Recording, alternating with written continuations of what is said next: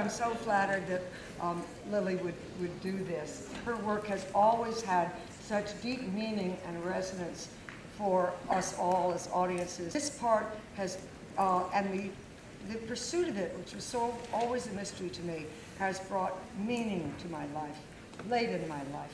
Ain't I lucky?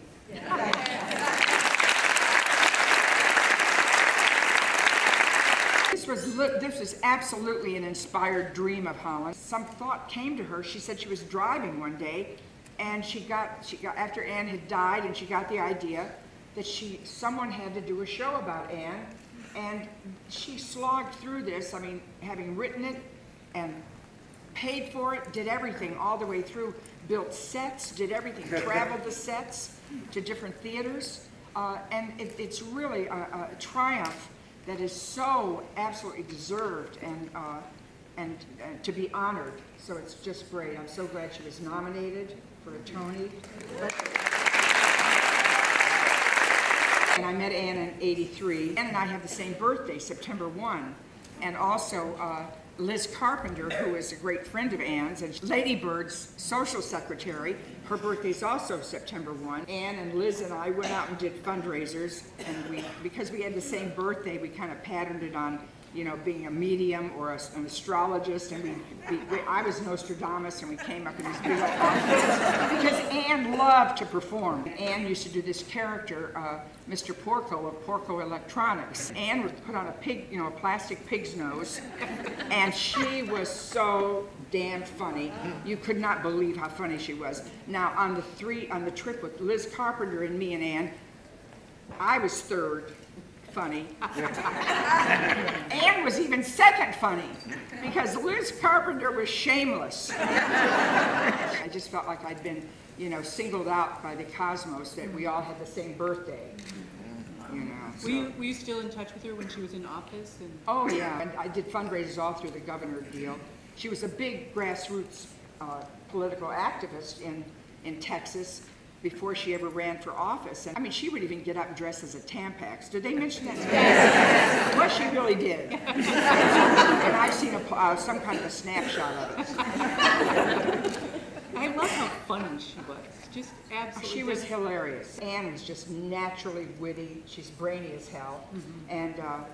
And there was just no stopping her. I remember one day walking in Times Square, and we look up at a big portrait of somebody, and they're all airbrushed and looking just perfect. And she said, "Not one of my wrinkles ever kept me from getting anything I wanted." When Anne was going to do the keynote at the Democratic Convention, which thrust her into the national spotlight in a big way, Jane, my partner Jane Wagner, who also wrote The Search, she sent Anne the line, you know, poor George was born with a silver foot in his eye. When George W. got in office, she wrote the line, which I never got to use, damn it. "The syntax of the father is visited on the son." The keynote was really a big deal for Anne, and how anybody could ever think she wouldn't just sail right through it, because she was just dynamic, fantastic. Plus, she radiant blue eyes. I mean, and absolutely unstoppable.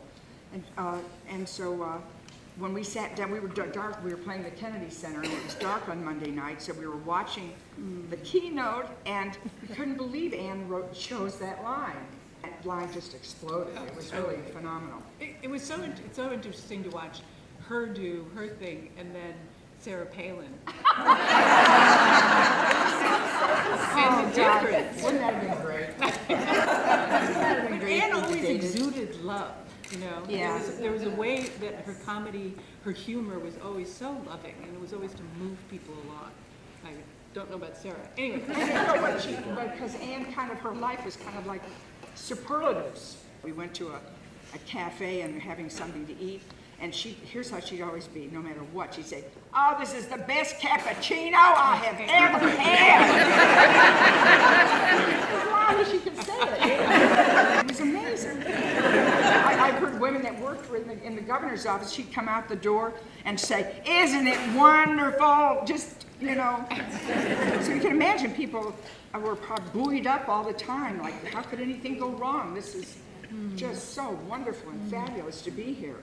When she was county commissioner, she was in a receiving line for like some, other politicos who from the Texas area, and she was standing next to an African-American commissioner and named Charles Miles, and some guy came, some bigoted kind of guy, and he wouldn't shake Mr. Miles's hand. And he just went right on to Anne, and he said, "And who's this pretty little lady?" And she said, "Mrs. Charles Miles." Bill Clinton apparently was going to come and have dinner with her, and I guess he just adored her. And he was talking, a whole bunch of stuff came in, talking kind of passionately and heated, and Anne just piped up. She said, "Now, Bill, you know that's a load of crap."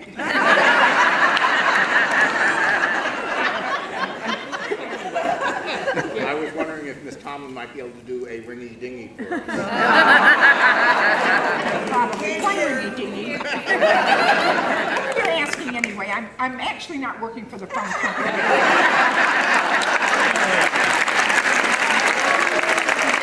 And school, leadership school for girls in Austin, Texas. They just had their first graduating class.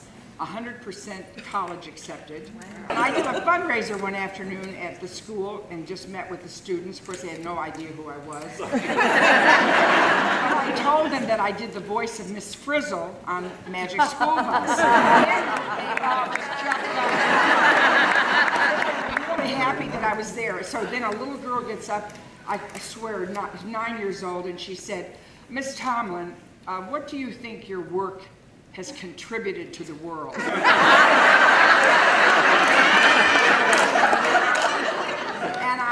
I was pretty dumbfounded, and it took who knows how long. I finally got together the thought, oh, well, I hope it makes people feel connected to one another. And she sat down. She seemed satisfied, but I thought, oh God, I wish she were older and knew a lot about me, and she could say, "Well, frankly, Miss Tomlin, this is what I think." Lily actually did the first one-woman show on Broadway. Don't you remember Shirley Knott? Anyway, I said Shirley Knott. She said, "Who's Shirley Knott?" I had the pleasure of hearing Governor Richards speak. She used to tell a story. She was running through the Capitol at one point, and she could hear her mother's voice in her ear saying, "Who do you think you're going to meet, the Queen of England?"